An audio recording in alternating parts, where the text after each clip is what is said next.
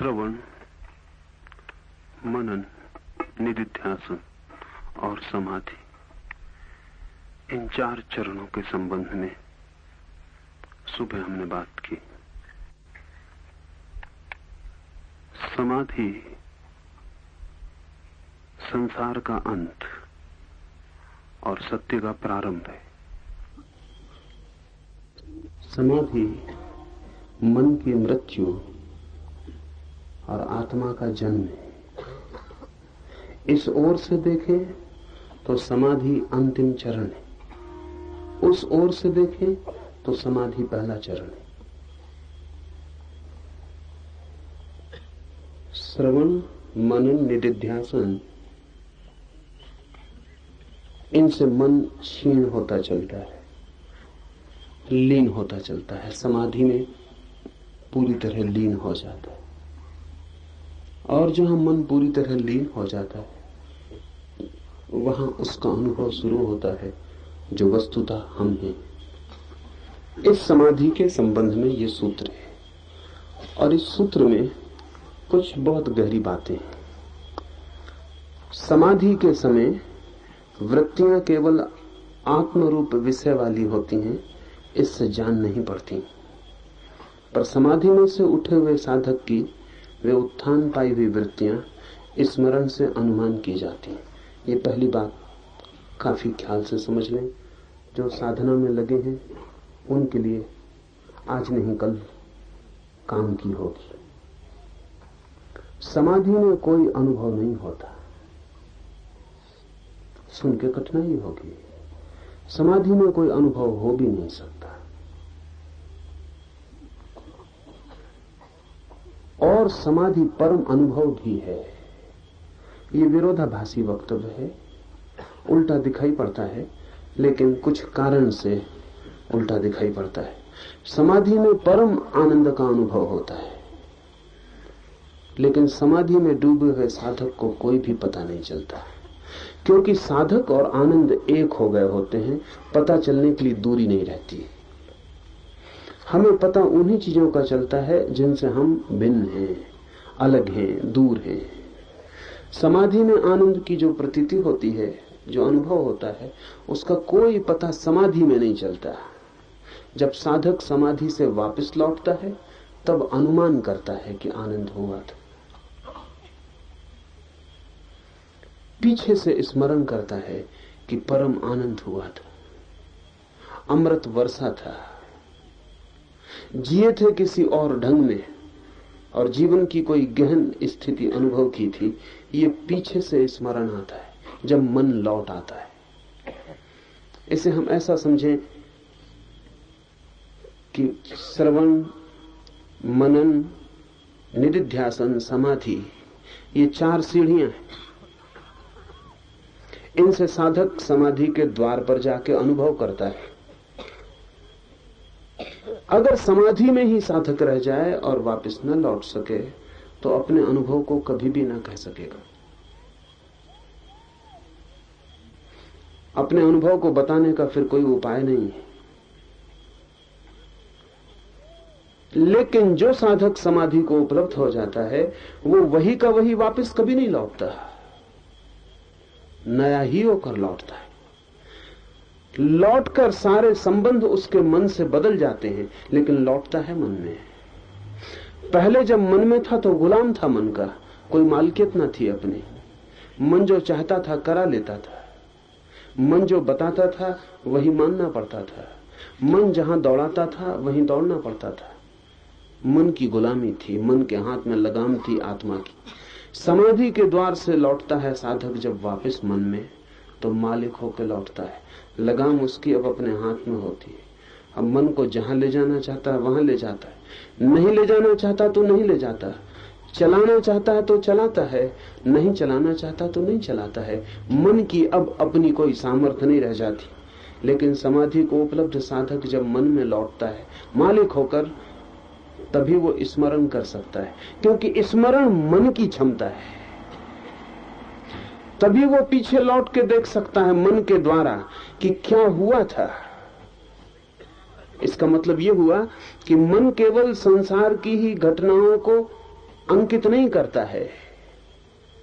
जब साधक समाधि में पहुंचता है और जो घट रहा होता है वो भी मन अंकित करता है। मन दोहरा दर्पण है, उसमें बाहर का जगत भी प्रतिबिंबित होता है, उसमें भीतर का जगत भी प्रतिबिंबित होता है। तो जब साधक लौटता है मन में, तभी अनुभव कर पाता है कि क्या घटा। तो फिर वो 3 सीढ़ियों से लौटे तो ही अभिव्यक्ति कर सकता है। पहली सीढ़ी होगी साधक की समाधि से लौटते वक्त निदिध्यासन। निदिध्यासन में उसको अनुभव होना शुरू होगा। समाधि में जो उसने जाना था सूक्ष्म में, गहन तल में, अपने आत्यंतिक केंद्र पर, वो निदिध्यासन की सीढ़ी पर आकर उसको अपने आचरण में झलकता हुआ दिखाई पड़ेगा। वो पैर उठाएगा तो पैर पुराना नहीं मालूम पड़ेगा, इस पैर में कोई नृत्य की ध्वनि समा गई। वो आंख उठा के देखेगा तो ये पुरानी आंख नहीं मालूम पड़ेगी, ताजी हो गई जैसे सुबह की ओस। उठेगा तो निर्भर मालूम पड़ेगा, जैसे आकाश में उड़ सकता है। भोजन करेगा तो दिखाई पड़ेगा कि भोजन शरीर में जा रहा है और मैंने कभी भी भोजन नहीं किया है। अब वो जो कुछ भी करेगा, समाधि से लौटा हुआ साधक निदिध्यासन की पहली सीढ़ी पर अपने आचरण में समाधि का प्रतिफलन देखेगा। सब जगह उसका आचरण दूसरा हो जाए। वो कल जो आदमी था मर गया, वो जो समाधि के पहले निदिध्यासन की सीमा में खड़ा आदमी था, ये वही नहीं है। सीढ़ी वही है, आदमी उतरता हुआ दूसरा है। ये कुछ जानकर लौटा है, और ऐसी बात जानकर लौटा है कि इसका पूरा जीवन रूपांतरित हो गया। वो जानने में पुराना मर गया और नए का जन्म हो गया है। निदिध्यासन में उसे झलक दिखाई पड़ेगी। जो समाधि में घटा है, रस जो बहा है भीतर, वो उसके रोए रोए व्यवहार में सब तरफ बहता हुआ मालूम पड़ेगा। महाकाश्यप बुद्ध से बार बार जाके पूछता था, कब होगी समाधि? तो बुद्ध कहते थे, तू फिक्र मत कर, मुझसे पूछने ना आना पड़ेगा। जब हो जाएगी तो तू पहचान लेगा। और तू ही क्यों पहचान लेगा, जो भी तुझे देखेंगे वे भी पहचान लेंगे, अगर उनके पास थोड़ी सी भी आंख है। क्योंकि जब भीतर वो क्रांति घटती है तो उसकी किरणें तन प्राण सभी को पार करके बाहर आ जाती। निदिध्यासन की सीढ़ी पर साधक को पता चलेगा कि मैं दूसरा हो गया, मैं नया हूं, मेरा दूसरा जन्म हो गया। साधक को पता चलेगा कि जो मैं गया था समाधि में वही लौटा नहीं हूं, कोई और गया था, कोई और लौटा है। निदिध्यासन से नीचे है मनन। जब साधक निदिध्यासन से और नीचे उतरेगा मन में, तो मनन का क्षण आएगा। अब साधक सोच सकेगा क्या हुआ। अब वो लौट के विचार कर सकेगा क्या हुआ, क्या मैंने देखा, क्या मैंने जाना, क्या मैं जिया। अब वो विचार में, शब्द में, प्रत्यय में अनुभव को बांधने की कोशिश करेगा। जो लोग मनन की सीढ़ी पर आके अनुभव को बांध सके हैं, उनसे ही निकले हैं वेद, उपनिषद, बाइबल, कुरान। बहुत लोग समाधि तक गए, लेकिन जो जाना है उसे मनन तक वापस लौटाना बड़ा कठिन काम। ध्यान रखना, पहली यात्रा इतनी कठिन नहीं थी जो हमें बहुत कठिन मालूम पड़ रही है। इस दूसरी यात्रा से तुलना करें तो पहली यात्रा बहुत सरल थी। ये दूसरी यात्रा अति कठिन है। लाखों लोग समाधि तक पहुंचते हैं, उनमें से कुछ थोड़े से लोग वापस निदिध्यासन में खड़े हो पाते, उनमें से भी कुछ थोड़े से लोग मनन तक उतर पाते, और उनमें से भी बहुत थोड़े लोग पहली सीढ़ी, जिसको हम श्रवण कहते हैं, उसका नाम लौटते वक्त बदल जाता है, वो मैं आपसे बात करूं। हजारों लोग पहुंचते हैं समाधि तक, एक आध आदमी बुद्ध हो पाता है। समाधि तो हजारों लोगों को लगती है, एक आध आदमी बुद्ध हो पाता है। बुद्ध का मतलब यह है कि जो वापस इन 4 सीढ़ियों को उतर के जो जाना है उसने जगत को दे पाता है। मनन का अर्थ है लौटते वक्त विचार में बांधना उसको जो निर्विचार है। इस जगत में असंभव से असंभव घटना यही है। जो नहीं बोला जा सकता, नहीं सोचा जा सकता, उसे शब्द की सीमा में रखना, बांधना। आप भी देखते हैं सुबह का सूरज उगता है, कभी कोई चित्रकार कभी उस उगते सूरज को पकड़ पाता है। सूरज को पकड़ लेना बहुत कठिन नहीं है।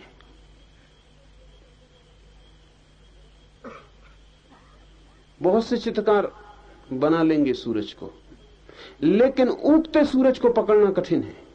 वो जो उगने की घटना है, वो जो गुण है विकास का, वो जो उत्तरोत्तर बढ़ता हुआ है, वो भी चित्र में अंकित हो जाए और चित्र देख के ऐसा लगे कि सूरज अब बढ़ा आगे, अब उगा, अब उगा। वृक्ष को पकड़ लेना कठिन नहीं है, लेकिन जीवंतता को पकड़ लेना कठिन है। ऐसा लगे कि पत्ते अब हिल जाएंगे, हवा का जरा सा झोंका और फूल झड़ जाएंगे। वो बहुत कठिन है, वो बहुत कठिन है। और वही फर्क है फोटोग्राफी में और पेंटिंग में।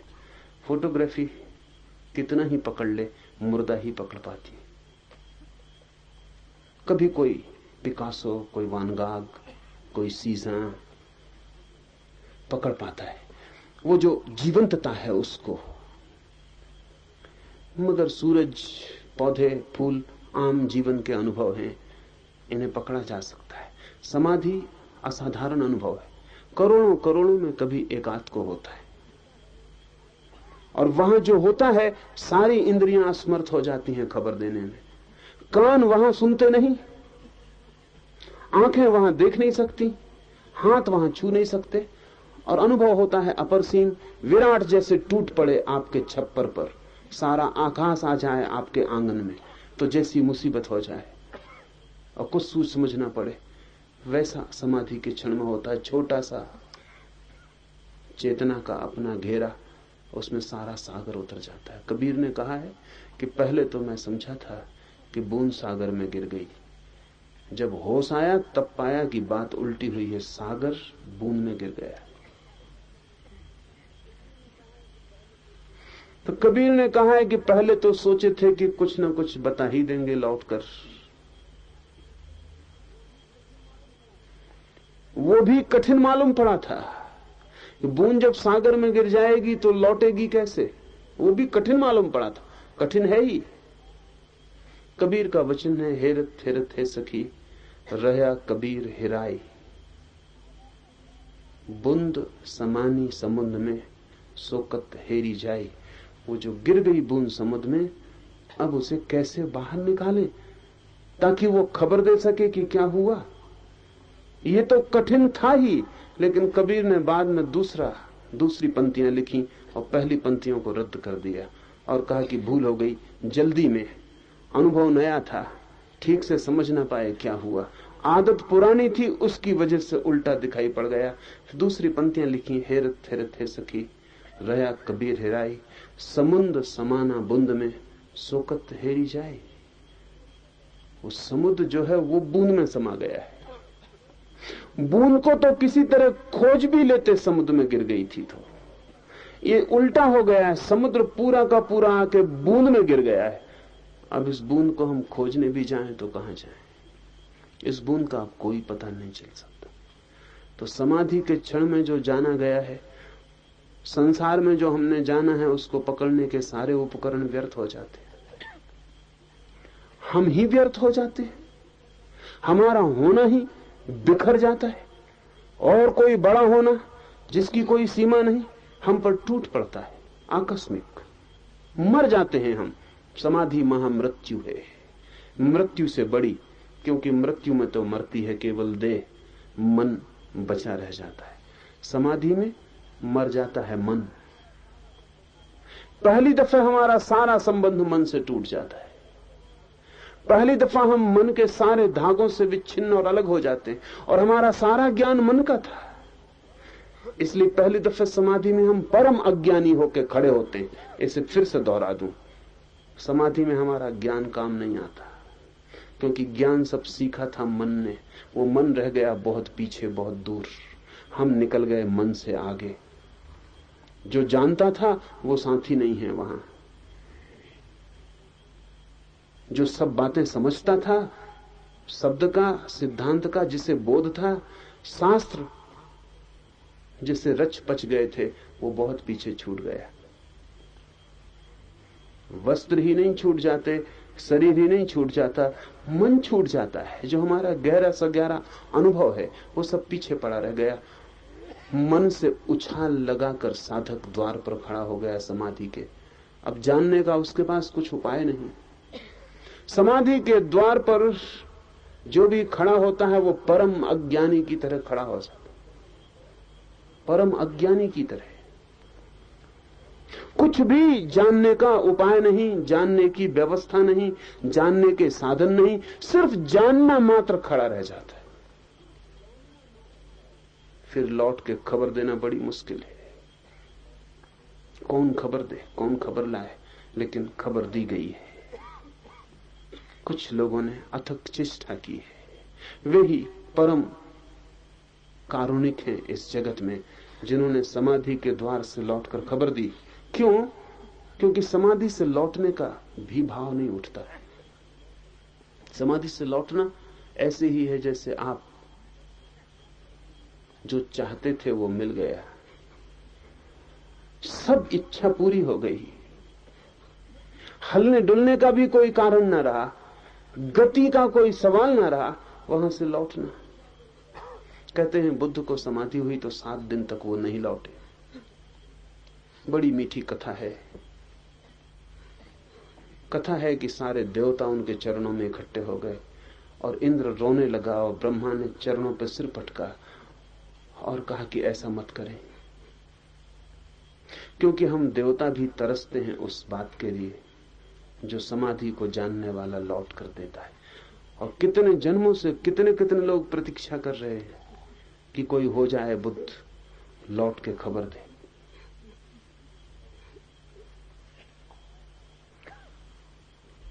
लौट के बोले, बताए जो जाना हो।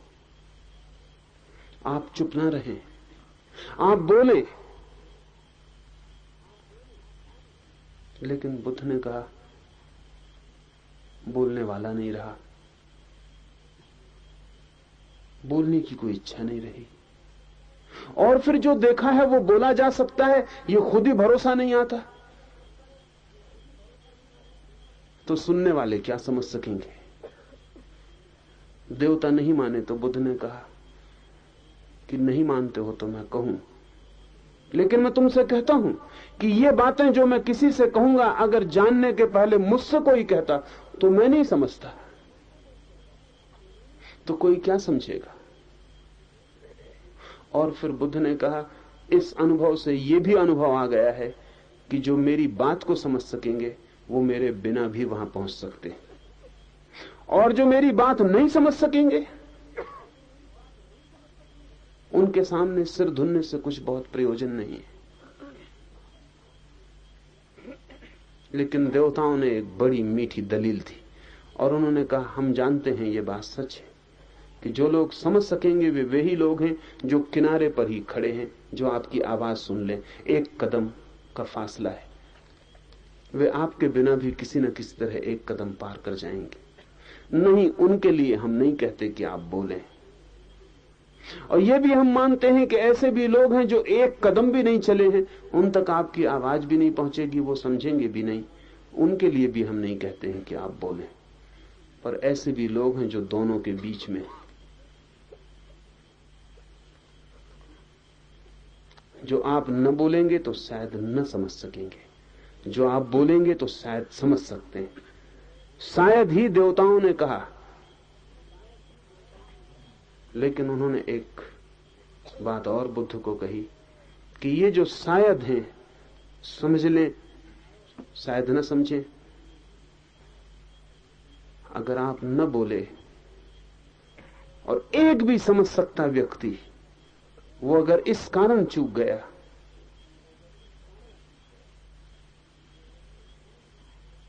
तो आप सोच लें, पीड़ा आपकी ही, पीड़ा आपको ही रहेगी। और ऐसा बुद्धों ने कभी नहीं किया है।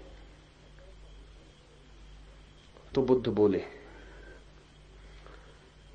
समाधि के क्षण में ऐसा लगना बिल्कुल स्वाभाविक है कि अब कहीं कुछ कहना, सुनना, बताना व्यर्थ हो गया। किसको बताना है, किसको कहना है, किसको सुनना है।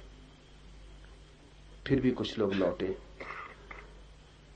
मनन के सीढ़ी पर आकर ऐसे लोगों को बड़ी दुरूह घटना घटती है।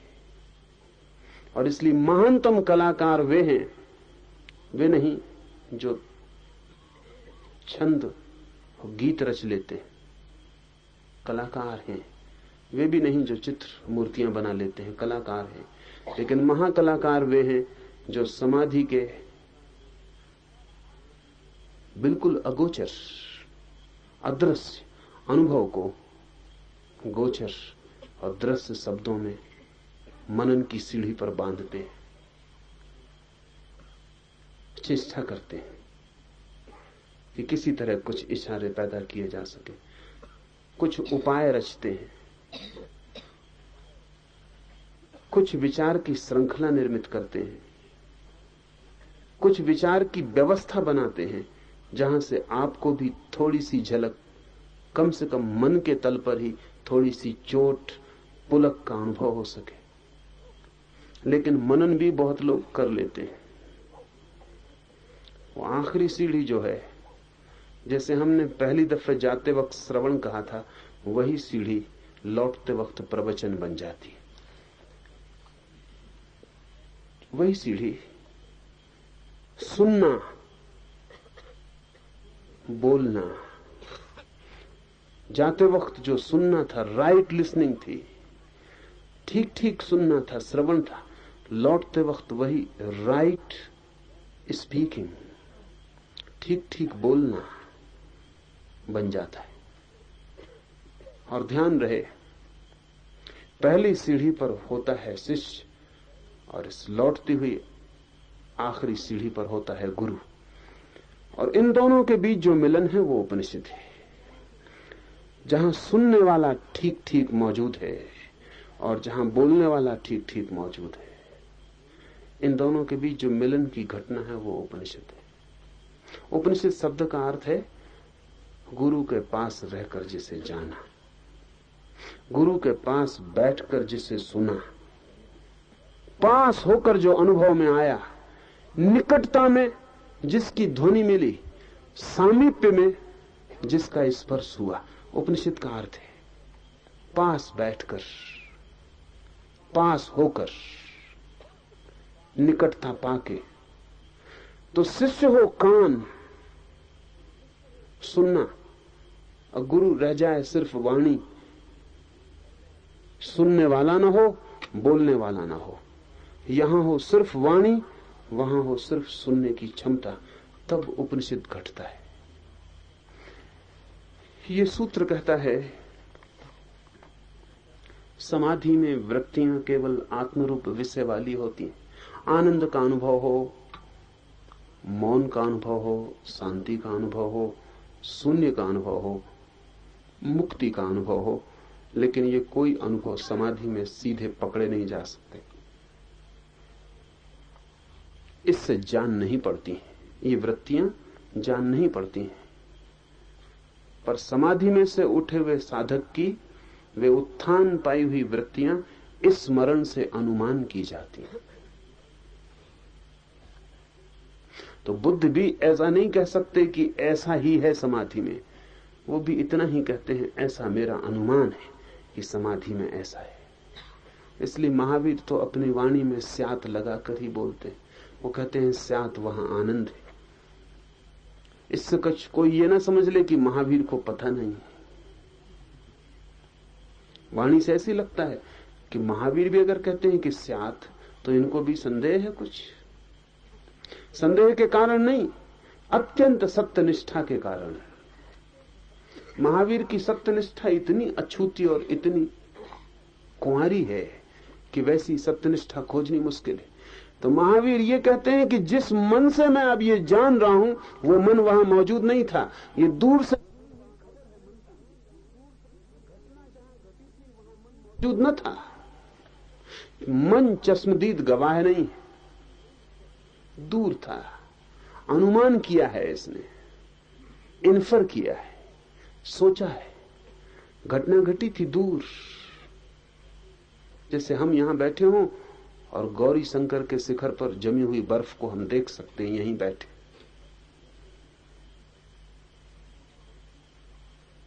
मन बहुत दूर था और गौरी शंकर के शिखर पर जो शीतलता बरसी थी उसका उसने अनुमान किया है। इसलिए महावीर स्यात ही का उपयोग करते हैं। वे कहते हैं स्यात, वहां परम आनंद है। ये अत्यधिक सत्यनिष्ठा के कारण, क्योंकि अनुमान ही है ये मन का। महावीर के लिए अनुमान नहीं है, महावीर ने जाना है, लेकिन जिसने जाना है जानते क्षण में इतनी एकता हो जाती है कि अनुभव नहीं होता। जान के जब महावीर वापस लौटते हैं मन में, ऐसा समझ लें कि आप जाएं गौरी शंकर के शिखर पर और शीतलता के साथ एक हो जाएं, आप भी शीतलता हो जाएं, या बर्फ के साथ एक हो जाएं, आप भी बर्फ की तरह जम जाएं। तो वहां कोई अनुभव ना हो, क्योंकि अनुभोक्ता अलग ना हो। फिर आप उतरें और नीचे जमीन पर आकर अपनी दूरबीन उठा के फिर गौरी शंकर को देखें, तो वो जो गूंजता हुआ अनुभव रह गया है भीतर, जो जाना था, लेकिन निकटता इतनी थी कि जानने लायक दूरी न होने से जान नहीं जा सका था। अब इस दूरी पर पर्सपेक्टिव, परिप्रेक्ष्य मिल गया। अब अपनी दूरबीन मन की उठाकर वापस देखा है। अब अनुमान होता है कि परम शीतलता थी, कि परम शुभ्र बर्फ का विस्तार था, कि कैसी ऊंचाई थी, कि सारा गुरुत्वाकर्षण खो गया था, कि उड़ जाते आकाश में ऐसे पंख लग गए थे, कि कितना शुद्ध था आकाश, की कैसी नीलिमा थी, कि बादल भी सब नीचे छूट गए थे, निरभ्र शून्य आकाश रह गया था। लेकिन ये सब जमीन पर खड़े होकर पुनर्विचार है। इसलिए सूत्र कहता है स्मरण से अनुमान की जाती है। इस अनादि संसार में करोड़ों कर्म इकट्ठा कर लिए जाते हैं, पर इस समाधि द्वारा वे नष्ट हो जाते हैं और शुद्ध धर्म बढ़ते हैं। इस दूसरे सूत्र में दो शब्द बड़े कीमत के हैं, कर्म और धर्म।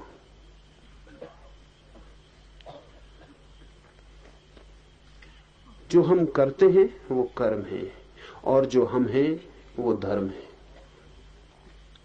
धर्म का अर्थ है हमारा स्वभाव और कर्म का अर्थ है जो हम करते हैं। कर्म का अर्थ है हमारा स्वभाव अपने से बाहर जाता है। कर्म का अर्थ है हम अपने से बाहर जगत में उतरते हैं। कर्म का अर्थ है हम अपने से अतिरिक्त किसी दूसरे से जुड़ते हैं। स्वभाव का अर्थ है दूसरे से पृथक, जगत में बिना गए जो मैं हूं, मेरा जो भीतरी होना है, मेरे करने से उसका कोई संबंध नहीं। मैं क्या करता हूं इससे वो निर्मित नहीं होता, वो मेरे सब करने के पहले मौजूद है, वो जो मेरा स्वभाव है। कर्म में भूल हो सकती है, धर्म में कोई भूल नहीं होती। कर्म में चूक हो सकती है, धर्म में कोई चूक नहीं होती। ध्यान रखना, धर्म का अर्थ यहां मजहब या रिलीजन नहीं, यहां धर्म का अर्थ है गुण, स्वभाव। वो जो हमारा आंतरिक स्वभाव है, हमारा होना है, बीइंग है। तो हम जितने कर्म करते हैं उतना ही आच्छादित होता चला जाता है स्वभाव। हम जो जो करते हैं उससे हमारा होना दबता जाता है और धीरे धीरे कर्म की इतनी परतें हो जाती कि हम ये भूल ही जाते हैं कि कर्मों के अतिरिक्त भी हमारा कोई होना है।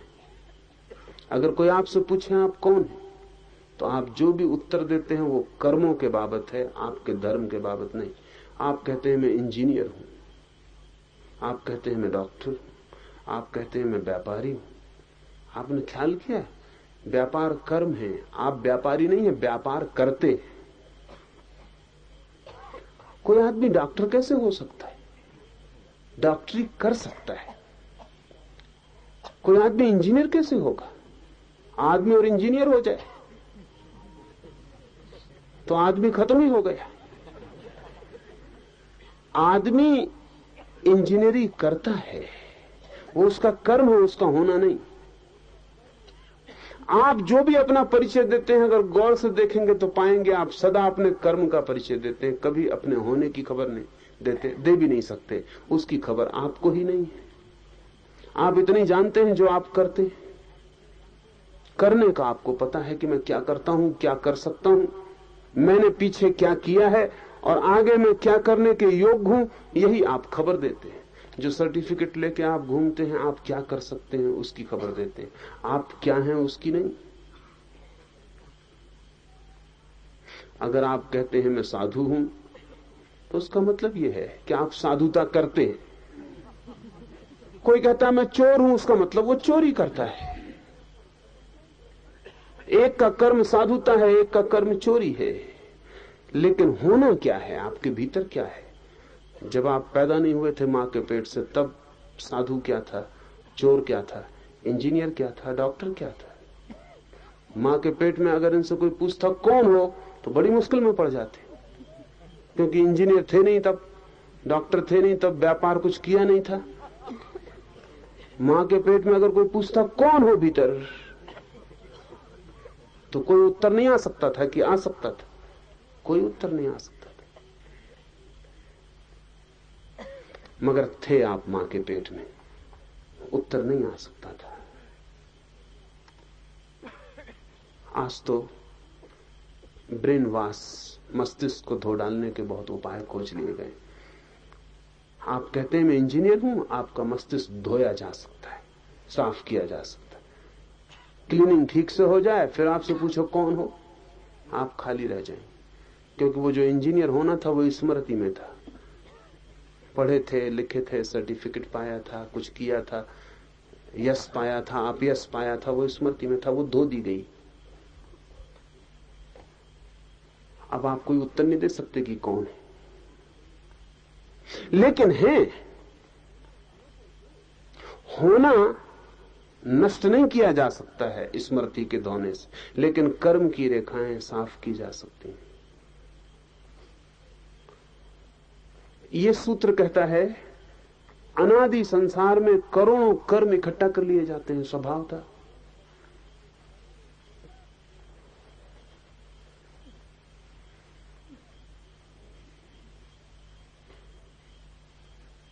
प्रतिदिन प्रतिपल कर्म इकट्ठे किए जा रहे हैं। उठते हैं, बैठते हैं, श्वास लेते हैं, कर्म हो रहा है। सोते हैं, स्वप्न देखते हैं, कर्म हो रहा है। कोई आदमी कर्म छोड़ के भाग नहीं सकता, क्योंकि भागना भी कर्म है। कहां जाइएगा? जंगल में बैठ जाएंगे, जाके बैठना भी कर्म। आंख बंद कर लेंगे, आंख बंद करना भी कर्म। कुछ भी करिए, जहां करना है वहां कर्म है। तो प्रतिपल न मालूम कितने कर्म किए जा रहे हैं, वो उनकी छाया, उनकी स्मृति, उनकी रेखा, उनका संस्कार भीतर छूटता जा रहा है। जो भी आप कर रहे हैं वो आपके होने पर इकट्ठा होता जा रहा है। जैसे कि रिकॉर्ड पर ग्रूव बन जाते, फिर ग्रामोफोन की सुई लगा के चलाएं तो जो जो भर गया है रिकॉर्ड की रेखाओं में वो पुनरुज्जीवित होकर प्रकट होने लगता है। ठीक आपका मन आपके सब कर्मों की संग्रहित संहिता है, सब इकट्ठा है। जो जो आपने किया है उस सब के आपके ऊपर रेखाएं खिंच गई हैं, और ये रेखाएं अनंत जन्मों की हैं। ये भार बड़ा है, और आप करीब करीब उसी को फिर दोहराते रहते हैं। करीब करीब आपकी हालत घिसे रिकॉर्ड जैसी है कि सुई फंस गई, चलाए जा रहे हैं, वही लकीर दौड़ रही बार बार। क्या कर रहे हैं आप? कल भी वही किया, आज भी वही किया, परसों भी वही किया था, कल भी वही करिएगा। वही क्रोध, वही लोभ, वही मोह, वही काम, वही सबका सब घिसे रिकॉर्ड। फंस गई सुई, निकल नहीं पाती गड्ढे से, वही आवाज बार बार दिए जाती। इसलिए तो जिंदगी में इतनी ऊब है, इतनी बोर्डम है, होगी ही, क्योंकि नया कुछ होता नहीं। सुई आगे बढ़ती ही नहीं।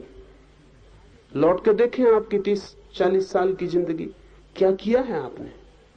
एक ही रिकॉर्ड बजा रहे हैं।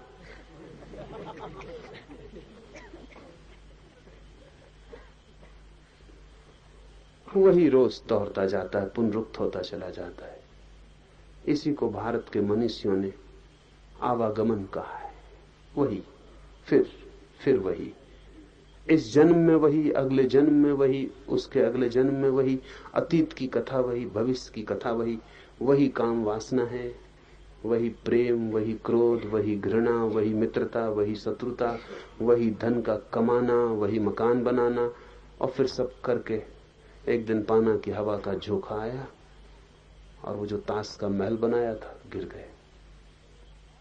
मगर जैसे बच्चे तत्काल फिर से पत्तों को इकट्ठा करके मकान बनाने लगते, वैसे हम फिर तत्काल नया जन्म लेकर फिर पत्तों का मकान बनाने में लग जाते। अब की दफा और मजबूत बनाने की कोशिश करते, मगर मकान वही है, ढांचा वही है, मन वही है। फिर हम वही कर लेते हैं और फिर उसी तरह अस्त होते रहते हैं। ये सूरज ही नहीं है जो रोज सांझ डूब के सुबह फिर उगाता है, आप भी ऐसे ही डूबते उगते रहते। एक वर्तुलाकार है, एक व्हील। संसार शब्द का अर्थ होता है चाक, व्हील, जो घूमता रहता है एक ही दूरी पर। ये जो अनंत अनंत कर्म इकट्ठे कर लिए जाते हैं, इस समाधि के द्वारा नष्ट हो जाते हैं। ये थोड़ा समझने जैसा है, क्योंकि अनेक लोग सोचते हैं कि अगर कर्म बुरे इकट्ठे हो गए हैं तो अच्छे कर्म करके उनको नष्ट कर दें। वो गलती में है। बुरे कर्मों को अच्छे कर्म करके नष्ट नहीं किया जा सकता। बुरे कर्म बने रहेंगे और अच्छे कर्म और इकट्ठे हो जाएंगे, बस इतना ही होगा। वो काटते नहीं है एक दूसरे को, काटने का कोई उपाय नहीं। एक आदमी ने चोरी की, फिर वो पछताया और साधु हो गया, तो साधु होने से वो चोरी का कर्म और उसके जो संस्कार उसके भीतर पड़े थे वो कटते नहीं। कटने का कोई उपाय नहीं। साधु होने का अलग कर्म बनता है, अलग रेखा बनती है। चोर की रेखा पर से साधु की रेखा गुजरती ही नहीं। चोर से साधु का क्या लेना देना? आप चोर थे, आपने एक तरह की रेखाएं खींची थी। आप साधु हुए, ये रेखाएं उसी स्थान पर नहीं खींचती जहां चोर की रेखाएं खींची थी, क्योंकि साधु होना मन के दूसरे कोने से होता है, चोर होना मन के दूसरे कोने से होता है। तो होता क्या है, आपके चोर होने की रेखा पर साधु होने की रेखाएं और आच्छादित हो जाती, कुछ कटता नहीं। तो चोर के ऊपर साधु सवार हो जाता है, बस। उसका मतलब चोर साधु, ऐसा आदमी पैदा होता है। साधुता चोरी को नहीं काट सकती, चोर तो बने ही रहता है भीतर, इंपोजिशन हो जाता है, एक और सवारी उसके ऊपर हो गई। तो चोर भी ठीक था एक लिहाज से और साधु भी ठीक था एक लिहाज से। ये जो चोर और साधु की खिचड़ी निर्मित होती है, ये भारी उपद्रव है, ये सतत आंतरिक कलह है, क्योंकि वो चोर अपनी कोशिश जारी रखता है और ये साधु अपनी कोशिश जारी रखता है। और हम इस तरह न मालूम कितने कितने रूप अपने भीतर इकट्ठे कर लेते हैं, जो एक दूसरे को काटते नहीं, जो पृथक ही निर्मित होते हैं। इसलिए ये सूत्र कहता है कि समाधि के द्वारा वे सब कट जाते हैं। कर्म से कर्म नहीं कटता, अकर्म से कर्म कटता है। इसको ठीक से समझ लें, कर्म से कर्म नहीं कटता, कर्म से कर्म और भी सघन हो जाता है, अकर्म से कर्म कटता है। और अकर्म समाधि में उपलब्ध होता है, जबकि कर्ता रह नहीं जाता। जब हम उस चेतना की स्थिति में पहुंचते हैं जहां सिर्फ होना ही है, जहां करना बिल्कुल नहीं है, जहां करने की कोई लहर भी नहीं उठी कभी, जहां मात्र होना अस्तित्व ही रहा है सदा, जहां बीइंग है, डूइंग नहीं, उस होने की क्षण में अचानक हमें पता चलता है कि कर्म जो हमने किए थे वो हमने किए ही नहीं थे। कुछ कर्म थे जो शरीर ने किए थे, शरीर जाने, कुछ कर्म थे जो मन ने किए थे, मन जाने, और हमने कोई कर्म किए ही नहीं थे। इस बोध के साथ ही समस्त कर्मों का जाल कट जाता है। आत्मभाव समस्त कर्मों का कट जाना है। आत्मभाव के खो जाने से ही वहम होता है कि मैंने किया। एक आदमी चोरी कर रहा है, या तो शरीर करवाता है या मन करवाता है। कुछ लोगों के शरीर इस हालत में हो जाते हैं कि चोरी करनी पड़ती है। एक भूखा आदमी है, शरीर चोरी करवा देता है। आत्मा कभी कोई चोरी नहीं करती। भूख है, पीड़ा है, परेशानी है, बच्चा मर रहा है और दवा नहीं, और एक आदमी चोरी कर लेता है। ये शरीर के कारण हुई चोरी है। अभी तक हम फर्क नहीं कर पाए शरीर के चोर और मन के चोरों में, क्योंकि शरीर का चोर अपराधी नहीं है। शरीर के चोर का मतलब है कि समाज अपराधी है। मन का चोर अपराधी है। मन का चोर अलग चीज है। कोई जरूरत नहीं, घर में तिजोरी भरी, लेकिन एक पैसा सड़क पे पड़ा हुआ मिल जाए तो उठा के जेब में रख लेता है। ये जो आदमी है ये मन का चोर है। मतलब इनकी कोई शारीरिक शरीर इनसे नहीं कह रहा है चोरी करो। इनका लोभ, इस एक पैसे से इनका कुछ बढ़ेगा भाई नहीं, लेकिन फिर भी कुछ तो बढ़ेगा ही। एक पैसा भी बढ़ेगा। करोड़ रुपए हो और एक पैसे को भी उठाने की नीयत बनी रहे, ये है असली अपराधी। लेकिन ये पकड़ में नहीं आता। पकड़ में वो शरीर का अपराधी आ जाता है। ये है असली अपराधी, क्योंकि कोई कारण नहीं है शरीर के तल पर भी कि ये चोरी करे, लेकिन ये चोरी कर रहा है। चोरी करना इसकी आदत है, चोरी में इसका रस है। मनोविज्ञान एक बीमारी की बात करता है, क्लेप्टोमेनिया। एक बीमारी होती मन की, अधिक लोग उसके बीमार हैं। कुछ लोगों को मनोविज्ञान पकड़ता है जो बहुत ज्यादा बीमार हो जाते। मैं एक प्रोफेसर को जानता रहा हूं, पैसे वाले थे, सुविधा संपन्न थे, सब कुछ था। एक ही लड़का था, वो लड़का क्लेप्टोमेनियाक था। उसको चोरी की बीमारी थी, तो वो कुछ भी चुरा लेता था। इससे कोई संबंध नहीं था कि वो क्या है। आपके घर में गया, एक बटन टूटी पड़ी, फौरन वो खीसे में कर ले, उसका कोई उपयोग नहीं है। एक सुई मिल जाए पड़ी, वो मार दे। किताब देख रहा है आपकी, एक पन्नी फाड़ के खीसे में रख लेगा। उन्होंने मुझे कहा कि क्या करना है इसका, और कोई ऐसी भी चोरी करके नहीं लाता है कि लगे कि भाई कोई चोरी कर रहा है। कुछ भी ले आता है। और लड़का एमए में पढ़ता था, होशियार लड़का था। तो मैं उस लड़के से थोड़ा संबंध बनाया, तो उसने मुझे ले जाके अपनी अलमारी दिखाई। उस अलमारी में उसने जो जो चीजें कभी चुराई सब रखी हुई थी। उन पर साथ साथ चिट्ठियां लगी हुई थी कि किसको धोखा दिया, किसके घर से मार के लाए। इस बात का अभी तक पता नहीं चल सका किसी को। वो इसका रस ले रहा था। बटन उठा लाया आपके घर की, उस पर लिखा हुआ था कागज पर कि ये फलां आदमी के घर से बटन लाया हूं, और वो आदमी सामने बैठा था, लेकिन अंदाज भी नहीं हुआ कि ले गया। अब ये रस और तरह का, इसका शरीर से कोई लेना देना नहीं है। या तो शरीर की चोरी है या मन की चोरी। आत्मा की कोई चोरी नहीं। तो जिस दिन आप आत्मा में प्रवेश करते हैं उसी दिन अचानक आप पाते हैं कि वो चोरी तो मैंने कभी की ही नहीं थी, वो कर्म मैंने किए नहीं,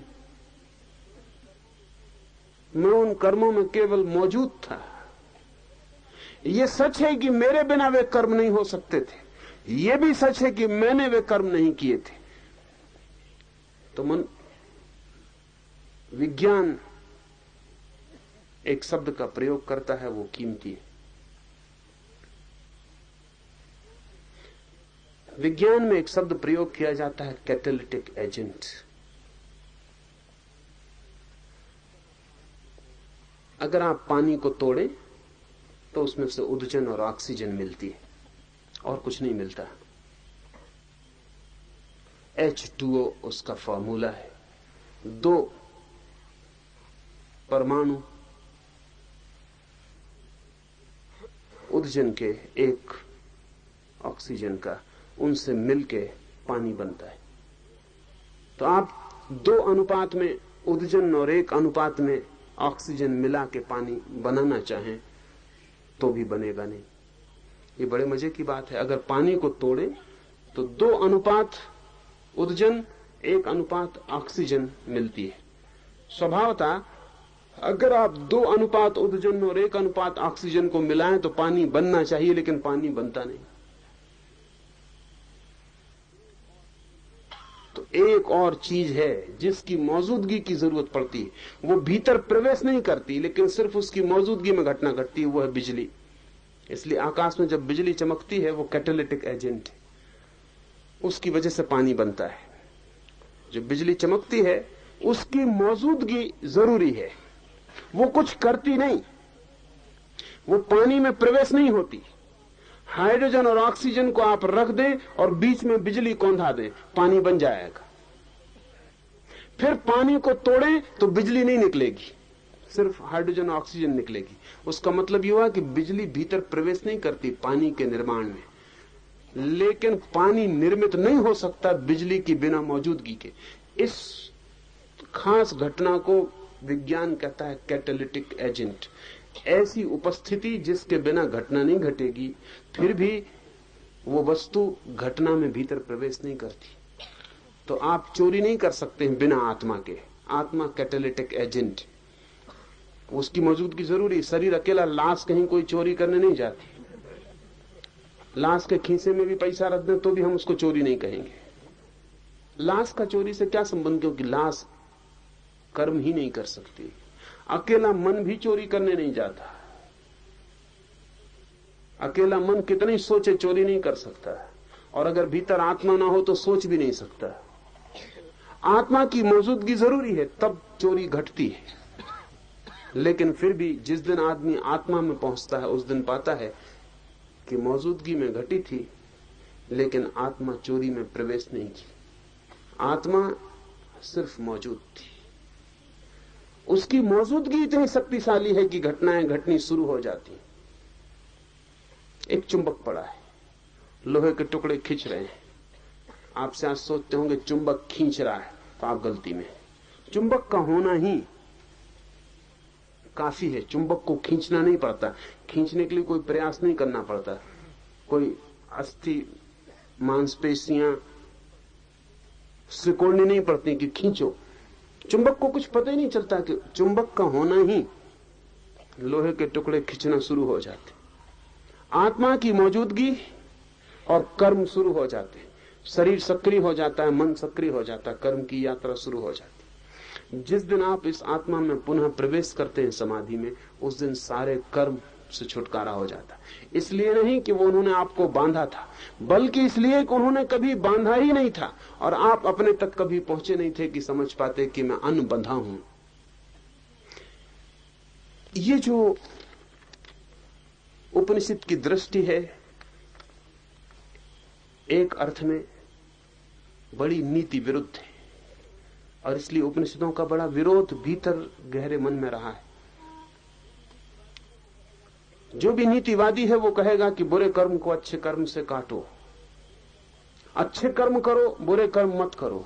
उपनिषद कहते हैं कर्म करते हो यही बुरा है, अच्छा करते हो कि बुरा करते हो तो गौण बात है।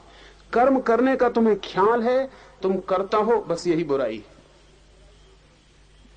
तो बुराई दो तरह की है, बुरी बुराई, अच्छी बुराई, बाकी दोनों बुराई है। क्योंकि तुम कर्म करते हो यही भ्रांति है। तुम सिर्फ मौजूद हो और कर्म हो रहा है, तुम्हारी मौजूदगी में कर्म हो रहा है, तुम सिर्फ साक्षी हो, करता नहीं हो। जिस दिन इस मौजूदगी को तुम इसकी मौजूदगी में ही समझ लोगे, कर्ता की तरह नहीं साक्षी की तरह, उसी दिन तुम पाओगे कि जो भी हुआ वो मेरे आसपास हुआ, जो भी हुआ मैंने नहीं किया, मेरे आसपास हुआ। वो घटना घटी थी, मेरे पास पास घटी थी, लेकिन मैं फिर भी अछूता और दूर रह गया। रात जैसे आप स्वप्न देखते हैं और सुबह जाग के कहते हैं स्वप्न घटा, और आप अछूते रह जाते। स्वप्न में हो सकता है चोरी की हो, और स्वप्न में यह भी हो सकता है कि जेल खाने में चले गए हो। स्वप्न में यह भी हो सकता है रुष्वत दे के बच गए हो, जेल खाने न गए हो। स्वप्न में कुछ भी हो सकता है, लेकिन सुबह जब आप जागते हैं तो स्वप्न ऐसे ही तिरोहित हो जाता है जैसे हुआ ही ना हो। सुबह उठ के आप अपने को चोर अनुभव नहीं करते, लेकिन क्या कभी आपने ख्याल किया आपके बिना स्वप्न हो सकता था? आप थे तो ही स्वप्न हो सका। आप न होते तो मुर्दे को, लाश को सपना नहीं आता। आप थे तो स्वप्न घटा, आपकी मौजूदगी जरूरी थी। फिर भी सुबह उठ के आप ऐसा अनुभव नहीं करते कि अब क्या करें, रात चोरी कर ली, व्रत करें, उपवास करें, कोई दान त्याग करें, क्या करें, कुछ भी अनुभव नहीं करते। जागने के बाद 2 मिनट से ज्यादा स्वप्न याद भी नहीं रहता, खो जाता है धुएं की रेखा की तरह। ठीक समाधि की स्थिति में पूरा जीवन स्वप्नवत मालूम होता है। जो जो जिया, एक जीवन नहीं अनंत जीवन में जो जो जिया, समाधि की अवस्था में पहुंचते ही जैसे आप सुबह नींद से जागने में पहुंचते हैं, ऐसे ही इस तथाकथित जागने से जब आप समाधि में पहुंचते हैं, तब पीछे का सारा वर्तुल सब धुआं स्वप्न हो जाता है। समाधि में पहुंचा हुआ पहली दफा जानता है मैं सिर्फ हूं, कर्म मेरे पास घटे स्वप्न जैसे, और उनकी जरा भी चिंता और पश्चाताप नहीं रह जाता। न उनकी कोई आत्म प्रशंसा और आत्मस्तुति रह जाती कि मैंने कैसे बड़े बड़े कर्म किए, कि मैंने कैसे छोटे छोटे कर्म किए, नहीं, वो सब खो जाते। रात सपने में आप सम्राट थे, कि रात सपने में आप एक परम सन्यासी थे, कि रात सपने में चोर हत्यारे थे। सुबह चाय पीते वक्त स्वाद में तीनों बातों से कोई फर्क नहीं पड़ता, तीनों व्यर्थ हो जाती। सुबह ऐसा नहीं कि सम्राट रहे, रात तो बड़ी अकड़ से चाय पी रहे, सपने के सपने। कि रात चोर रहे, बेईमान रहे, हत्या की, तो चाय में बिल्कुल स्वाद नहीं आ रहा, बड़ा अपराधी मन, तिक्त तिक्त मालूम हो रही। कि रात साधु रहे तो कैसे चाय पिए, ऐसा भी सुबह नहीं होता। रात भर साधु रहे और सुबह से चाय पी रहे हैं, कैसा जघन्य कृत्य। नहीं, सुबह आप जब चाय पीते हैं तब सपने सब खो गए। सुना है मैंने, बड़ा फकीर था जापान में, रिंझाए, एक सुबह उठा और अपने एक शिष्य से, जैसे वो उठा उसका शिष्य पास खड़ा था, उससे उसने कहा कि रात मैंने एक सपना देखा है, तुम व्याख्या करोगे तो मैं सपना बोलूं। उसके शिष्य ने कहा 2 मिनट रुके, जरा मैं हाथ मुंह धोने के लिए आपके लिए पानी ले आऊं। वो हाथ मुंह धोने के लिए पानी ले आया, रिंझाई ने हाथ मुंह धो लिया, मुस्कुराया। तब तक एक दूसरा शिष्य आ गया। रिंझाई ने कहा कि मैंने रात एक सपना देखा, मैं इस नंबर 1 के शिष्य को कहने जा रहा था कि बताऊं तुझे सपना, तू व्याख्या करेगा, लेकिन मेरे बताए इसने व्याख्या कर दी, तुझे बताऊं? उसने कहा रुके, जरा एक गरम चाय की प्याली ले आऊं, फिर हो जाए। चाय की प्याली पी के रिंझाई हंसा और कहा कि मैं खुश हूं, अब कोई सपना बताने की जरूरत नहीं। तीसरा एक व्यक्ति मौजूद सब ये देख रहा था, नासमझी की हद हो गई। उसने कहा भी सीमा की भी कोई बातें होती, वो सपना बताया ही नहीं गया है, व्याख्याएं भी हो चुकी हैं और सब हल भी हो गया। उसने कहा कि महाराज कम से कम सपने का तो पता चल जाए, सपना क्या था। रंझाई ने कहा कि इनकी परीक्षा कर रहा था, अगर ये आज सपने की व्याख्या करने की तैयारी दिखाते तो इन्हें मैं बाहर कर देता आश्रम के। सपने की कोई व्याख्या करनी होती, सपने ही था, बात खत्म हो गई। इसने ठीक किया, इसने कहा कि अभी भी कुछ सपने की मदहोशी बाकी है, जरा हाथ मुंह धो लो। इस दूसरे ने भी ठीक ही किया कि मालूम होता हाथ मुंह धोने से भी काम नहीं हुआ, सपना अभी भी कुछ धूमिल धूमिल सरक रहा है, जरा गरम गरम चाय पी लो, फिर जरा जाग जाओ, यही सपने की व्याख्या है। सपने की कोई और व्याख्या हो सकती? जाग जाओ, सपना व्यर्थ हो जाता है, व्याख्या क्या करनी है? व्यर्थ की तो कोई व्याख्या नहीं करता है। समाधि में जिनको हमने बड़े बड़े कर्म, छोटे कर्म, अच्छे कर्म, बुरे कर्म कितने कितने बांटे थे, विभाजन किए थे, नीति और अनीति, सदाचार और अनाचार, सब के सब बेमानी हो जाते, व्यर्थ हो जाते। जाग कर समाधि में पता चलता है कि एक बड़ा स्वप्न था, लंबा, अनंतकालीन, अनादि, लेकिन स्वप्न था और मैं सिर्फ मौजूद था, मैं प्रविष्ट नहीं हुआ था, बाहर ही खड़ा था।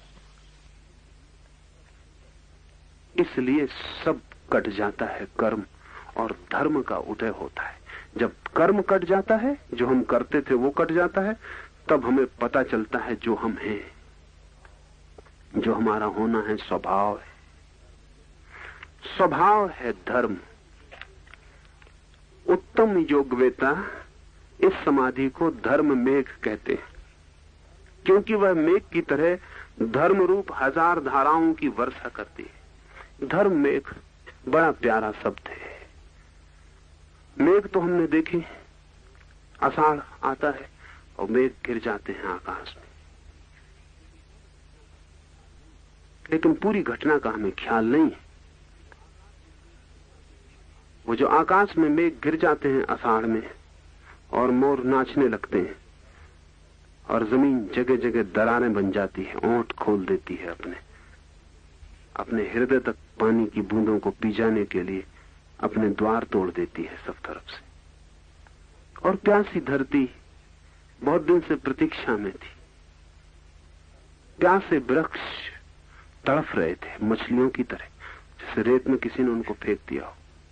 फिर गिरते हैं बादल और फिर उन काले मेघों की छाया में वर्षा शुरू हो जाती और एक नृत्य सारी प्रकृति पर और एक गीत सारी प्रकृति पर छा जाता है। धर्म मेघ ऐसी ही आषाढ़ की भीतर घटी घटना है, ऐसी कि जन्मों जन्मों से प्राण प्यासे थे, दरारें पड़ गई थी, कोई प्यास बुझाने वाला पानी न मिला था। पीते थे पानी, उससे प्यास केवल बढ़ती थी, बुझती नहीं थी। बहुत पानी पिए और बहुत घाटों की यात्रा की और न मालूम क्या क्या खोजा और पकड़ा, लेकिन सब बार आशा निराशा हुई, हाथ कुछ लगा नहीं।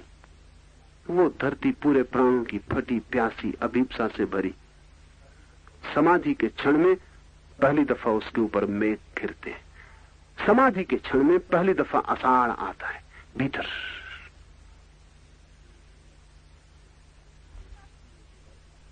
और अमृत की एक वर्षा, एक सिर्फ प्रतीक है, अमृत की एक वर्षा भीतर होने लगती, आत्मा नहा जाती और अनंत अनंत धाराओं में उन मेघों से अमृत गिरने लगता है। ये सिर्फ प्रतीक है, घटना इससे बहुत बड़ी है। ना तो अमृत कहने से कुछ पता चलता है उसके बाबत, लेकिन फिर भी थोड़ी सी सूचना मिलती है कि मेघ गिर गए ऊपर और उनसे वर्षा होने लगी और जो प्यासी सी आत्मा जन्मों जन्मों से वो तृप्त हो गई। उत्तम योगवेत्ता इस समाधि को धर्म मेघ कहते हैं, क्योंकि वह मेघ की तरह धर्म रूप हजार धाराओं की वर्षा करती है। लेकिन धर्म मेघ क्यों कहते हैं? क्योंकि स्वभाव की वर्षा पहली दफा स्वयं पर होती। धर्म यानी स्वभाव। अब तक जो भी जाना परभाव था, कभी सौंदर्य दिखा तो किसी और में, कभी प्रेम पाया तो किसी और से, सुख मिला दुख मिला सदा किसी और से। सब जानकारी किसी और की थी, अपना कोई अनुभव न था। पहली दफा अपनी ही वर्षा अपने ऊपर, अब तक सारी वर्षा दूसरे की थी। कोई और कोई और कोई और, हमेशा दी अदर, वो दूसरा ही महत्वपूर्ण था। पहली दफा दूसरा हट गया और स्वयं की ही वर्षा स्वयं पर होने लगी। जैसे अपना ही झरना टूटा, जैसे अपनी ही धारा फूटी, जैसे अपने ही स्रोत को पा लिया और अपने पर ही अपनी वर्षा होने लगी। धर्म में का अर्थ है स्वभाव बरसने लगा, खुद उसमें नहा गए, डूब गए, ताजे हो गए, नए हो गए। सारे कर्म, सारे कर्मों की धूल, अनंत अनंत यात्राओं का उपद्रव, सारा कचरा जो ऊपर इकट्ठा हो गया था सब बह गया। रह गई सहजता, स्पॉन्टेनिटी, रह गए स्वयं, और कुछ भी ना बचा। एक लिहाज से इसे हम कह सकते हैं परम धन्यता, एक लिहाज से हम कह सकते हैं यही है परम संपदा, और एक लिहाज से कह सकते हैं यही है परम दरिद्रता। अगर संसार को सोचे तो यह आदमी संसार से बिल्कुल दरिद्र हो गया। अगर परमात्मा को सोचे तो यह आदमी परम धन को पा गया। जीसस ने इसी धर्म में एक समाधि के लिए कहा है पॉवर्टी ऑफ स्पिरिट। जब कोई जगह पहुंचता है तो सब भांति दरिद्र हो जाता है, उसके पास कुछ भी नहीं है अब सिवाय अपने के, सिवाय स्वयं के, और कुछ भी ना बचा। इसको ही कहेंगे दरिद्रता। इसी वजह बुद्ध ने अपने सन्यासियों को स्वामी नहीं कहा, भिक्षु कहा। ये धर्म में एक समाधि की वजह से बुद्ध ने कहा कि मैं नहीं कहूंगा अपने स्वामियों को, अपने सन्यासियों को स्वामी, मैं कहूंगा भिक्षु। पर दोनों बातें एक ही अर्थ रखती हैं। अगर संसार की तरफ से देखें तो हो गए भिखारी भिक्षु, और अगर परमात्मा की तरफ से देखें तो हो गए स्वामी सम्राट। हिंदू उपयोग कर रहे थे स्वामी का उस दूसरी तरफ से कि समाधि पाकर व्यक्ति हो जाता है सम्राट, मालिक। पहली दफा अब तक भिखारी था, अब तक मांगता फिर रहा था, हाथ जोड़े था, भिक्षा पात्र फैलाया था। अब तक उसकी आत्मा सिवा भिक्षा पात्र के और कुछ भी न थी। उसने जो भी टुकड़े कोई फेंक देता था वही उसकी संपदा थी। जूठे, उधार, बासे, दूसरों की टेबल से गिरे हुए टुकड़े वो सब इकट्ठे कर लेता था, उसी को मानता था कि मेरी संपदा है। अब तक भिखारी था। इसलिए हिंदुओं ने इस धर्म में समाधि को उपलब्ध करने वाले सन्यासी को कहा स्वामी। लेकिन बुद्ध ने कहा कि जो भी था अब तक, सारा संसार, साम्राज्य, धन सब छूट गया, कुछ भी ना बचा पराया, खुद ही बचे। दीनता आखिरी आ गई। जब आप अकेले हो, कुछ भी ना हो, कपड़ा लत्ता भी नहीं, मकान भी अपना नहीं, जमीन भी अपनी नहीं, कुछ भी अपना नहीं, सिर्फ खुद ही बचे। इससे ज्यादा दरिद्र भिखारी के पास भी खुद से कुछ ज्यादा होता है। थोड़ा होता होगा लेकिन होता है, खुद से कुछ ज्यादा, एक लंगोटी सही, लेकिन वो भी संपदा होती। एक भिखारी भी इतना भिखारी नहीं है कि अकेला ही हो, कुछ भी ना हो। बुद्ध ने अपने भिक्षु को कहा कि संसार इस तरह छूट जाए तुमसे कि कुछ भी ना बचे, संसार की रेखा भी ना बचे, तुम बिल्कुल भिखारी हो जाओ संसार की दृष्टि में। और ये दोनों बातें एक हैं। संसार की तरफ से जो हो जाए भिखारी, आत्मा की तरफ से हो जाता है स्वामी। आत्मा की तरफ से जो हो जाए स्वामी, संसार की तरफ से हो जाता है भिखारी। इसीलिए भिक्षु को हमने इतना आदर दिया जितना हमने किसी स्वामी को कभी नहीं दिया। हमने भिक्षु को उस सिंहासन पर बिठा दिया जहां हमने किसी सम्राट को कभी नहीं बिठाया। भिक्षु आदृत हो गया शब्द। कभी कभी भाषा में भी भिक्षु शब्द का मतलब तो भिखारी होता है, और किसी को भिखारी कहे तो झगड़ा हो जाए। लेकिन बुद्ध ने अपने परम धन्य शिष्यों को भिक्षु कहा, और जिसको भिक्षु कह दिया वो धन्य भागी हो गया। कभी कभी भाषा में ऐसे लोग बड़ी अड़चने डाल जाते हैं, बुद्ध जैसे लोग भाषा को अस्त व्यस्त कर जाते हैं। भिखारी का मतलब साफ था, खराब कर दिया, नया ही अर्थ दे दिया। भिक्षु हो गया सम्राट। सम्राट भिक्षु के पैरों में गिरे तो ये भिक्षु परम गरिमा हो गई। धर्म मेघ समाधि एक तरफ से बना देगी भिखारी, एक तरफ से बना देगी सम्राट। इस समाधि द्वारा वासनाओं का समूह पूर्णतः लय को प्राप्त होता है और पुण्य पाप नाम के कर्मों का समूह जड़ से उखड़ जाता है। ध्यान रखना, पुण्य पाप दोनों। यही उपनिषद के चिंतना की गहराई है। पुण्य पाप दोनों का समूह, वो अच्छा किया था वो भी, जो बुरा किया था वो भी, दोनों का समूह जड़ से कट जाता। ये मत सोचना कि परमात्मा के पास जब पहुंचेंगे तो अपने पुण्य का बैंक बैलेंस साथ लिए रहेंगे कि धर्मशाला बनवाई थी एक, क्या हिसाब रखा उसका, कि एक मंदिर बनवा दिया था, कि इतने ब्राह्मणों को भोजन करवा दिया था। उसका हिसाब अगर लेके पहुंच गए तो दरवाजे पे भला स्वर्ग लिखा हो, भीतर नरक ही पाएंगे, कोई स्वर्ग मिलने वाला नहीं। पाप और पुण्य इस जगत की भाषा में ऊंच नीच है। पाप बुरा है, पुण्य अच्छा है, समाज की दृष्टि से ठीक है। लेकिन उस परम दृष्टि में पाप पुण्य दोनों ही व्यर्थ हैं, क्योंकि वहां कर्ता होना पाप है, अकर्ता होना पुण्य है।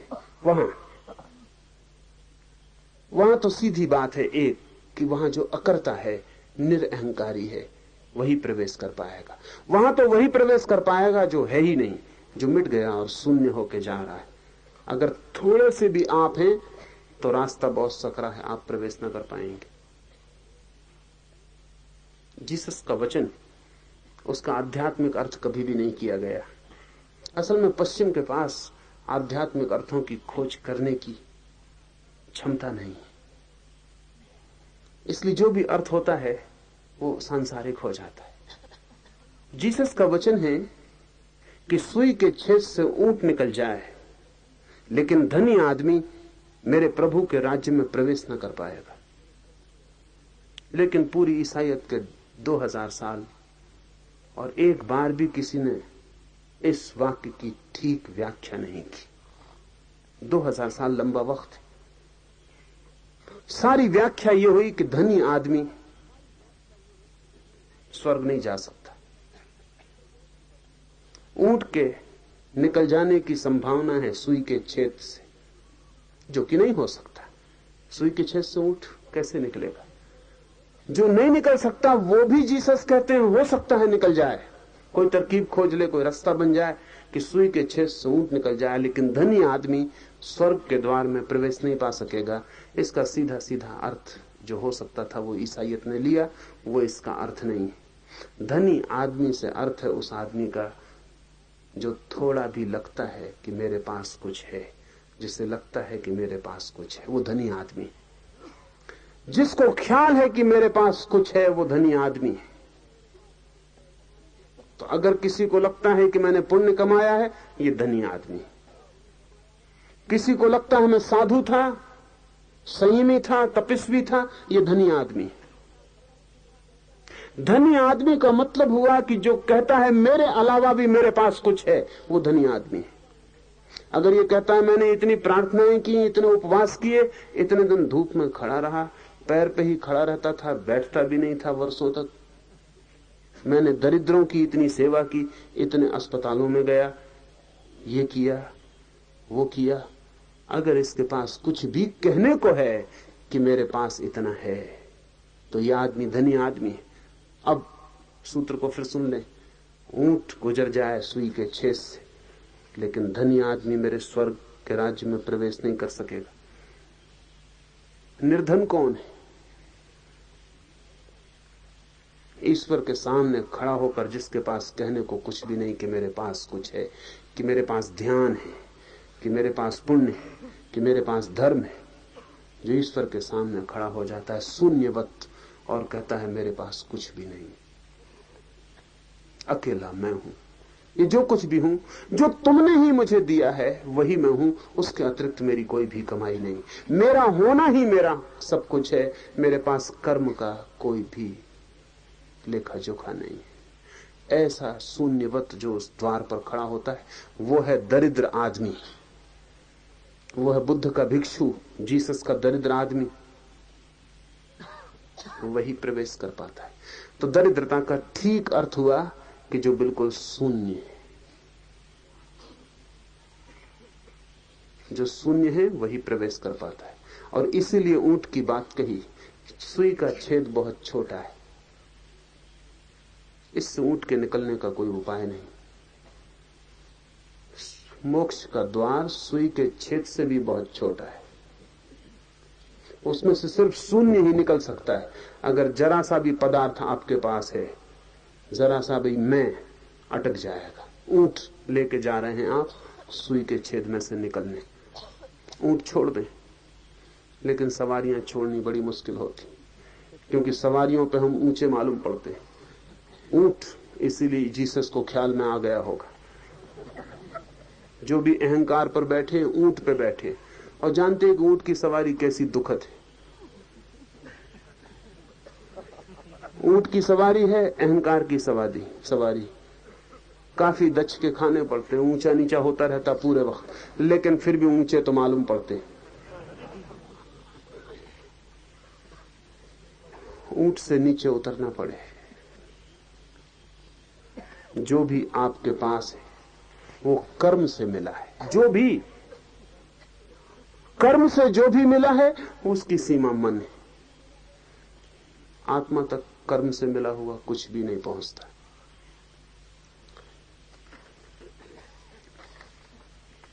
समस्त समूह वासना का हो जाता है नष्ट, पुण्य पाप नाम के कर्म जड़ से उखड़ जाते हैं। तब यह तत्वमसी वाक्य परोक्ष ज्ञान रूप में प्रकाशित होता है।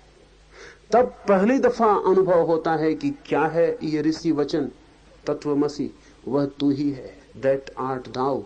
ये क्या है, इसका पहली दफा परोक्ष अनुभव होता है। परोक्ष अभी भी ये साफ साफ दिखाई नहीं पड़ता, अभी भी लगता है, स्पर्श होता है, अनुमान होता है, अभी भी सीधा साक्षात्कार नहीं होता। ये धर्म में की जब वर्षा हो जाती है ऊपर, जब चित्त बिल्कुल शून्य हो जाता है और दरिद्रता परम हो जाती है और आदमी भीतर एक शून्य हो जाता है, तब पहली दफा इस तत्वमसी महावाक्य का कि तू ब्रह्म ही है परोक्ष अनुभव होता है। गजब के लोग हैं उपनिषद के ऋषि। अभी वो कहते हैं अभी भी सीधा साक्षात्कार नहीं होता, अभी भी ऐसा होता है कि जैसे हम आंख बंद किए बैठे हों और किसी के पैरों की ध्वनि सुनाई पड़े और हमें लगे कि कोई आता है। ये परोक्ष है। दिखाई ना पड़ता हो, अंधेरा हो और किसी के गीत की कड़ी गूंज जाए और हमें लगे कोई गाता है, दिखाई ना पड़े, तो परोक्ष। परोक्ष का मतलब है अभी ठीक आमना सामना नहीं हुआ, अभी पास ही कहीं प्रतीति हो रही है। धर्म मेघ की वर्षा के बाद जो पहली घटना होती है वह तत्वमसी वाक्य की परोक्ष प्रतीति कि ठीक कहा है ऋषियों ने, कि ठीक कहा है उपनिषद ने, कि वो जो वचन सुना था, वो जो श्रवण में सुना था, मनन में सोचा था, निधिध्यासन में साधा था, समाधि में एकता पाई थी, अब धर्म में की वर्षा पर पता लगता है ठीक ही कहा था, ठीक ही कहा था। ये परोक्ष है, किसी ने कहा था, आज पता चलता है, उसका स्वाद आता है, लगता है ठीक ही कहा था। परोक्ष ज्ञान रूप में प्रकाशित होता है। और फिर जब ये परोक्ष ज्ञान स्थिर हो जाता है और इसमें किसी तरह की कहीं कोई जरा सी भी लहर नहीं रह जाती विपरीत की, बिल्कुल निसंदिग्ध ठहर जाता है, आस्था बन जाती, तब फिर हाथ में रखे आंवले की तरह अपरोक्ष ज्ञान को उत्पन्न करता है। और जब ये परोक्ष ज्ञान बिल्कुल स्थिर हो जाता है, प्राणों की पूरी शक्ति कहती है, अनुभव करती है कि ठीक कहा था ऋषियों ने, तत्वमसि वह तू ही है। जब इसमें कहीं भी कोई लहर भी इसके विपरीत नहीं रह जाती, जब पूरा पूरा ये असंदिग्ध मालूम होने लगता है लेकिन परोक्ष, तब जैसे हाथ में कोई फल को रख दे आंवले के, ऐसा ये तत्वमसि वाक्य प्रत्यक्ष हो जाता है, अपरोक्ष हो जाता है। तब फिर ऐसा व्यक्ति ये नहीं कहता कि ऋषियों ने जो कहा ठीक, ऐसा व्यक्ति तब कहता है अब मैं कहता हूं तत्वमसि। परोक्ष ज्ञान में यह आदमी कहता कि ऋषियों ने कहा है इसलिए मैं कहता हूं कि ठीक है। प्रत्यक्ष ज्ञान में यह आदमी कहेगा मैं कहता हूं यह ठीक है इसलिए ऋषियों ने भी ठीक ही कहा होगा। इस फर्क को ठीक से ख्याल में ले लें। परोक्ष ज्ञान में प्रमाण था वेद, ऋषि, ज्ञान, शास्त्र, उससे ही श्रवण से शुरू की थी यात्रा। गुरु ने कहा था इसलिए ठीक ही कहा होगा, इस आस्था से खोज चली थी। परोक्ष था तब तक जब तक गुरु ने कहा है ठीक ही कहा होगा, और जो गुरु को जानता है वो निश्चित ही स्वीकार कर लेता है कि ठीक ही कहा होगा। बुद्ध के पास कोई रहा हो और बुद्ध कहें तत्वमसि, जिसने बुद्ध को जाना है वो सोच भी नहीं सकता, उसे कुछ भी पता नहीं है कि ये वाक्य ठीक है या नहीं, लेकिन बुद्ध को जानता है, इसलिए बुद्ध जो कहते हैं वो प्रमाण हो जाता है। बुद्ध से कुछ अब प्रमाण निकल सकता है, इसकी कोई बात ही नहीं बनती, इसका कोई ख्याल ही नहीं आता। जो गुरु के पास रहा, गुरु को जाना है, गुरु का वचन उसे प्रमाण है, लेकिन गुरु का ही वचन प्रमाण है। ये परोक्ष है, दूसरे के द्वारा आया है। पहली प्रतीति तो यही होगी जब बुद्ध का साधक पहुंचेगा समाधि में तो हाथ जोड़कर बुद्ध के चरणों में सिर झुकाएगा, कहेगा ठीक कहा था, जो कहा था वो जाना। लेकिन जब ये प्रतीति और गहरी होगी और डूबेगा तो स्थिति बिल्कुल बदल जाएगी। तब वो कहेगा कि मैं जानता हूं कि मैं वही हूं, और अब मैं कहता हूं कि चूंकि मेरा अनुभव कहता है कि ठीक है, इसलिए गुरु ने जो कहा था वो ठीक है। अब प्रमाण बन जाता है व्यक्ति स्वयं, अब व्यक्ति बन जाता है स्वयं शास्त्र। ऐसे व्यक्तियों को हमने बुद्ध तीर्थंकर अवतार कहा है, जो व्यक्ति स्वयं प्रमाण है, जो ये नहीं कहते कि ऐसा वेद में लिखा है इसलिए सही, जो कहते हैं ऐसा मैंने जाना इसलिए सही, और अगर वेद भी ऐसा कहते हो तो मेरे जानने के कारण वेद भी सही, और अगर ऐसा न कहते हो तो वेद गलत। अगर ऐसा न कहते हो तो वेद गलत। अब कसौटी अपना ही अनुभव है, अब अपना ही निकष उपलब्ध हो गया है। ये सिद्धावस्था है। समाधि जब परोक्ष ज्ञान से अपरोक्ष ज्ञान में प्रवेश करती है तो सिद्धावस्था हो जाती है। ऐसी अवस्था को पाया हुआ व्यक्ति ही अगर लौटे समाधि, निधिध्यासन, मनन, प्रवचन तक, तो हमें खबर मिलती है उस जगत की।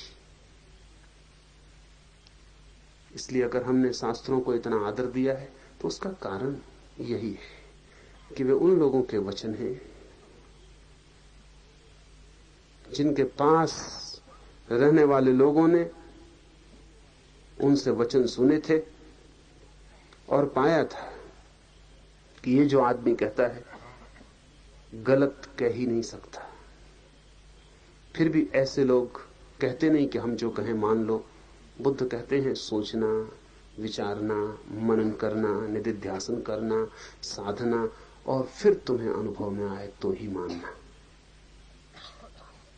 बुद्ध कहते हैं मैं कहता हूं इसलिए मत मानना, बुद्ध कहते हैं इसलिए मत मानना, शास्त्र कहते हैं इसलिए मत मानना। खोजना,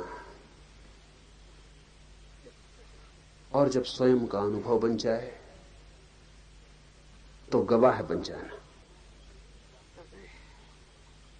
समाधि को उपलब्ध व्यक्ति साक्षी हो जाता है समस्त शास्त्रों का, ज्ञाता नहीं, साक्षी। पंडित ज्ञाता होता है, समाधिस्थ साक्षी होता है। पंडित कहता है कि शास्त्र ठीक कहते हैं क्योंकि तर्क में जचती है बात। समाधिस्थ कहता है शास्त्र ठीक कहते हैं क्योंकि मेरा भी अनुभव यही है।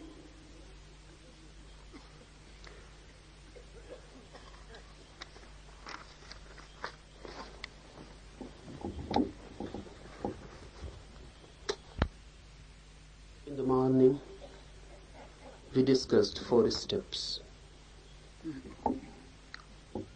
Right listening, a right thinking, a right meditation, and a right samadhi. This sutra goes beyond samadhi. This sutra says samadhi is the door into the unknown. Not only the unknown, but the unknowable. It opens into the eternal, into the infinite. The moment you enter samadhi, you have to leave your mind behind. Your mind cannot enter samadhi. You can enter, but not your mind. Unless you can leave your mind behind, samadhi is not for you. Your luggage, thinking, memories, karmas, your all past lives, the whole luggage, which is your mind, has to be left behind. When you have left your mind behind, and this is a basic condition, the mind cannot enter samadhi, only you can enter. Why? Because you are at the center. Mind is just the periphery. If you want to enter the center, you have to leave the periphery. You cannot go with the periphery to the center. If you insist that I will take my periphery, my circumference to the center, then you will remain on the circumference. Howsoever you endeavor, if you cling to the circumference, you can never enter the center. Entering the center means leaving the periphery, leaving the circumference. Mind is the circumference. This is a basic condition. Samadhi means entering into yourself without the mind. But if you enter samadhi without the mind, you cannot feel samadhi. This is the essence of this sutra. You cannot feel, you cannot think. Really, you cannot know what is happening, because the knower, the instrument of knowledge, is the mind. It is as if you enter a garden. Your eyes are weak and you cannot see without your specs. And this is the condition. At the gate you have to leave your specs. So you enter without specs. You enter the garden, but you cannot see, because the very instrument of seeing is not with you. Mind is the instrument to know, to feel, to recognize. Mind has been left. So a man who enters samadhi enters totally ignorant, just like a child. Jesus says, be like children. Only then you can enter into my kingdom of God. Be like small children. At the door of samadhi, everyone is like a child. with no mind, just being pure and simple and innocent. But then you cannot see what is happening. You cannot feel what is happening. The happening is there and you are too much in it, and there is no distance. Mind creates the distance between the known and the knower. If there is no mind, the known and the knower merge. They become liquid. They enter into each other, and the distance cannot be maintained.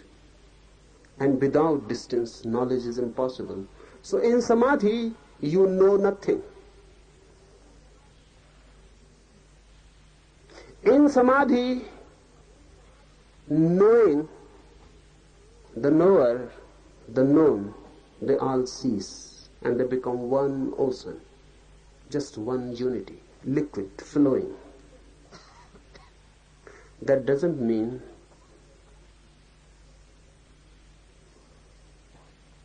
that you are unconscious. You are conscious, fully conscious for the first time. But the consciousness is so much.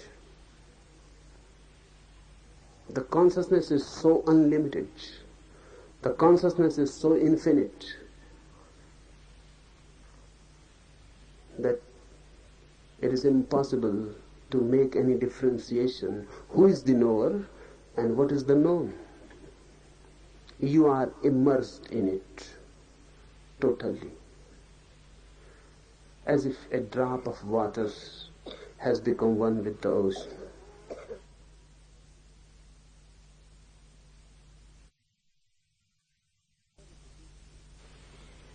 There is a beautiful story, and Ramakrishna used to repeat it many times. He used to say that there was a great gathering near the ocean once. It's some religious festival, and a great crowd gathered there. Two pandits, two great scholars also came, and they began to discuss whether the ocean is unfathomable or fathomable, whether the ocean can be measured or not measured. So they discussed around and around. Discussions are always around and around. You go on beating the bush around and around. No discussion goes deep and direct. It cannot. One simple man, just a villager, an innocent one, he said, I have been listening to your discussion. Days have passed and there seems to be no conclusion. And I think I am an ignorant man. I suggest that unless you go deep into the ocean, how can you decide whether it is fathomable or not? You remain on the bank and you go on discussing. And you go on arguing, quoting scriptures and authorities. But I ask a simple question, have you been to the ocean?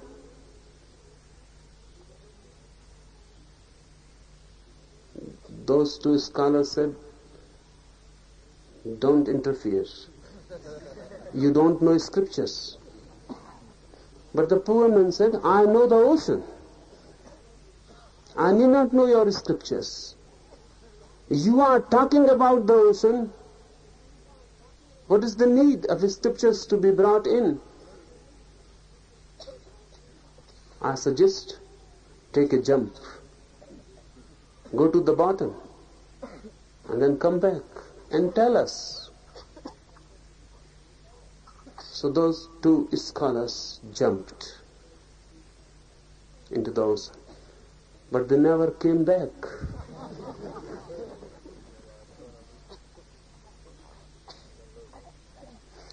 Ramakrishna says they never came back because those two scholars were really men of salt. So the more they went in, they began to melt. They were just salts. Their bodies were made of salt. In a way, it is not very inconceivable.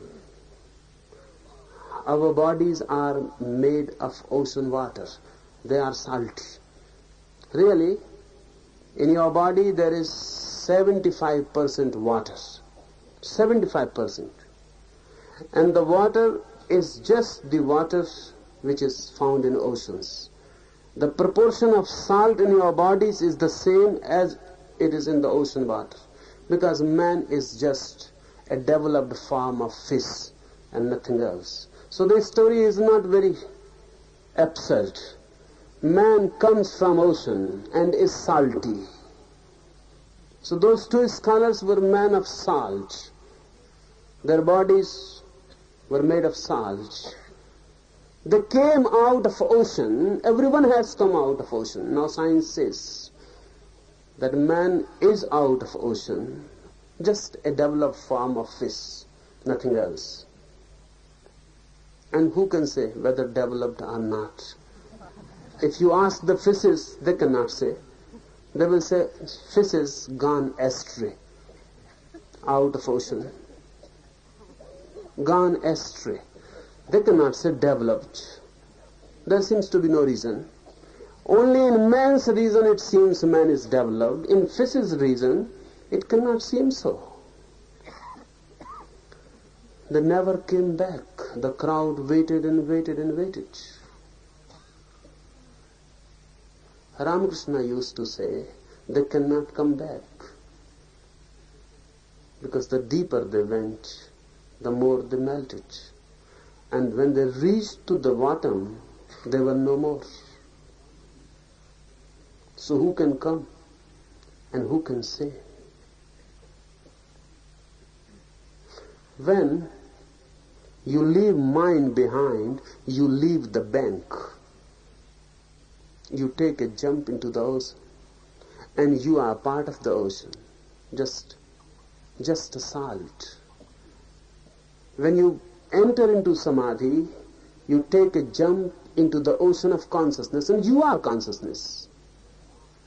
So when consciousness takes a jump into greater consciousness, infinite consciousness, it becomes one. The division is lost. You cannot experience anything. You experience the absolute, but you cannot say it is an experience. You cannot feel it as an experience. This sutra says, when the consciousness comes back to the mind again and looks from the aspects of the mind retrospectively, what has happened? Then it infers. So all knowledge about God is inference. Those who have known, they too have to think it, remember it, live it back in memory, through the mind, then they can say what has happened.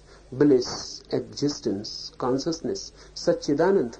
This is not the experience itself.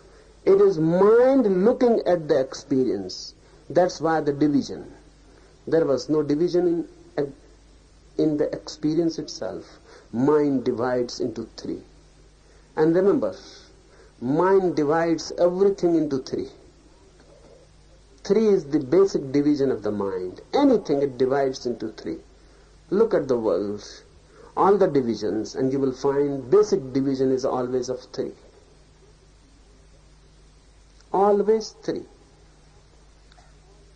Not only in religion, but in science also. Now they say, when the atom was split, now they say, the basic unity of atom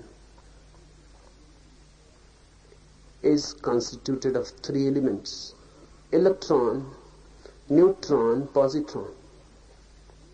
You may call them Brahma, Vishnu, Mahesh, Trimurti, the three figures. Basic division of the mind is three. Looked from the mind retrospectively, mind infers what has happened. Existence has happened, consciousness has happened, Bliss has happened. But this is an inference. This sutra says, back from that peak of ecstasy, back to the grounds, you look again. Now you remember. So all the scriptures, all that has been said about the ultimate truth is inference of the mind from memory, remembered.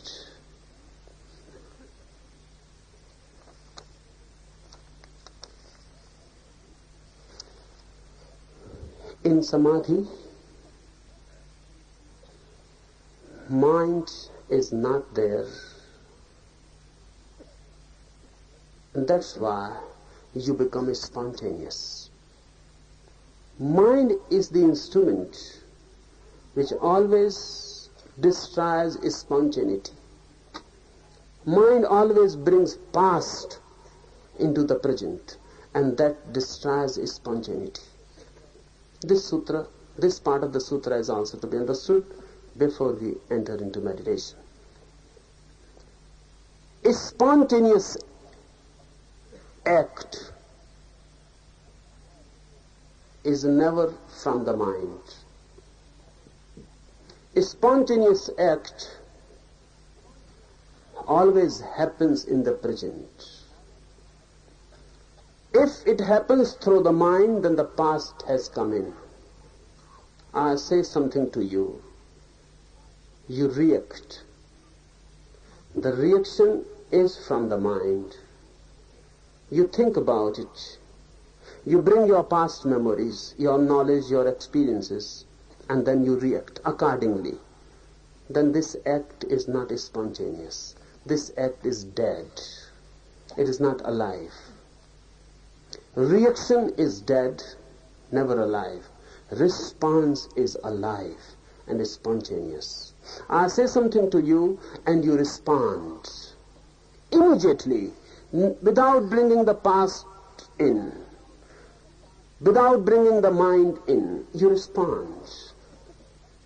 For example, if you ask something to a Buddha, to an enlightened one, you will get confused. If you ask the same question today and the same tomorrow and day after tomorrow, you are not going to get the same answer. It is impossible for a Buddha. He is not reacting. He is not a parrot. He responds. You ask the question and immediately his consciousness responds it. It is not a reaction of the mind. It is an encounter, direct, immediate. Every moment you go on asking the same question, but the same answer will not be coming.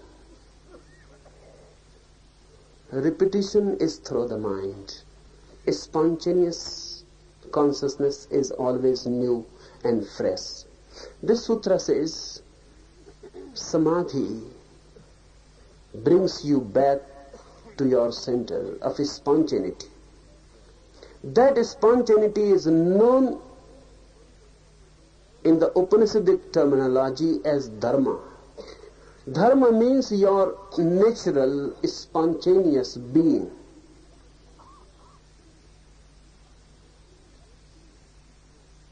Spontaneous, natural being, undistorted by the mind. Your natural, spontaneous mirror, undistorted by anything, pure and innocent. Through samadhi, you become spontaneous. Really, through samadhi, you become religious. Before that, you can belong to a religion, but you are not religious. You can be a Christian, you can be a Hindu or a Mohammedan, but you are not religious. You belong to a certain organization, a certain church, a certain sect. This belonging is mental. When you enter samadhi for the first time, you come into the world of dharma, real religion. Now you become spontaneous. You become natural. Nothing is imposed from the mind. You act in totality, moment to moment. Your acts become atomic, always new and fresh and young. Whatsoever you do now is always fresh. This freshness of being is known as dharma. This is what a religious mind is. And unless you become a religious mind in this way, through samadhi, you cannot know what is meant by this Mahavakya, Tattvamasi, that art thou. When you become spontaneous, then you know you are that. In the ultimate, with the ultimate, now you are one. Now your finite being is not finite. And now the divine is not far away. Now you are divine, and the divine is you. The duality is lost. You become for the first time a knower that this sutra of Tattvamasi, that art thou, is real, authentic. Now you can become a witness. Now you can say that this is so because I have known it. And unless you can say, I have known it, nothing is worth. Just a few days before, a theologian came to me and he began to talk about God. I asked him again and again, please tell me, have you known? Have you seen? But he began to quote Bible. He began to quote scriptures. And he says, this is written there and that is written there. I told him, it may be written.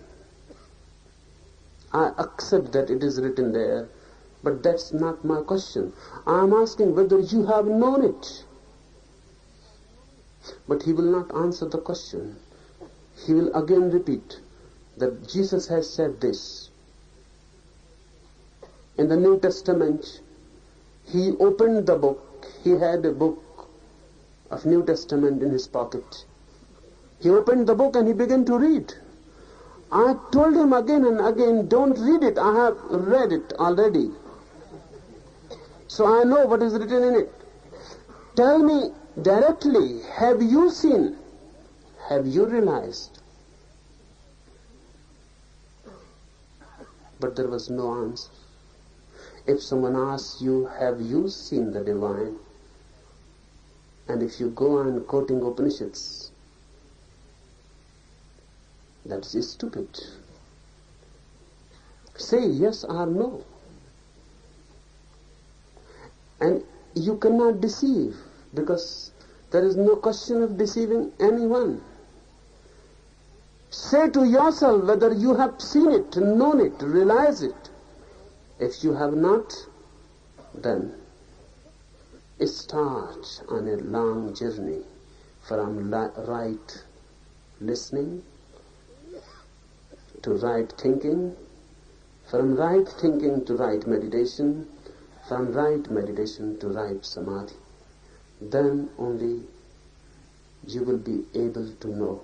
And unless you know, the whole knowledge of the world is futile. Unless you know,